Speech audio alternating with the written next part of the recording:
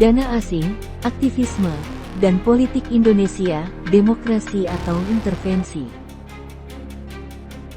Bocoran dokumen mengenai aliran dana dari jaringan Open Society Foundations (OSF) yang didirikan oleh George Soros kembali menimbulkan pertanyaan lama yang belum pernah benar-benar dijawab secara jujur. Sejauh mana demokrasi di Indonesia berdiri di atas kaki sendiri, dan sejauh mana ia ditopang oleh kepentingan global. Dokumen tersebut menyebutkan adanya alokasi dana sekitar 1,8 juta dolar Amerika Serikat untuk periode tahun 2026 sampai tahun 2028 yang disalurkan melalui Open Society Foundations kepada berbagai program masyarakat sipil di Indonesia lewat Kurawal Foundation. Pendanaan itu juga melibatkan Taiwan Foundation for Democracy, lembaga yang didukung pemerintah Taiwan. Di atas kertas, semuanya terdengar mulia, memperkuat kepemimpinan pemuda, membangun komunitas akar rumput, memantau proses pengambilan keputusan, hingga mendorong pluralisme. Semua istilah itu sangat akrab dalam kamus aktivisme demokrasi global. Namun, justru karena terlalu akrab, publik patut bertanya, apakah ini murni penguatan masyarakat sipil, atau bagian dari proyek politik global yang lebih luas?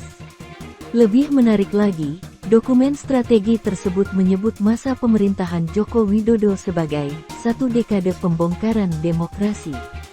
Penilaian yang sangat keras itu tentu sah sebagai opini. Namun ketika opini tersebut muncul dalam dokumen strategis yang disertai rencana pendanaan aktivisme politik, maka ia tidak lagi sekadar analisis akademik. Ia berubah menjadi arah gerakan. Yang lebih problematis, dokumen itu juga menyebut periode pemerintahan Prabowo Subianto sebagai fase King of Ashes, Branching for Prabowo Years. Frasa itu bukan sekadar kritik politik. Ia terdengar seperti narasi persiapan menghadapi rezim yang dianggap bermasalah.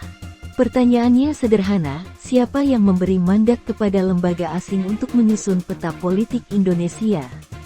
Memang benar, demokrasi membutuhkan masyarakat sipil yang kuat. Tanpa aktivisme warga, demokrasi hanya akan menjadi prosedur elektoral yang kering. Tetapi ketika aktivisme itu didorong oleh dana luar negeri yang besar, garis batas antara solidaritas global dan intervensi politik menjadi sangat tipis.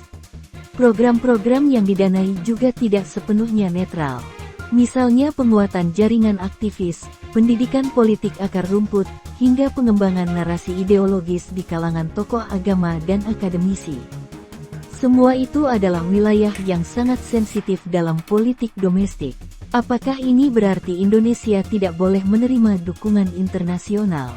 Tentu tidak sesederhana itu. Dalam dunia global yang saling terhubung, kolaborasi lintas negara adalah sesuatu yang lumrah.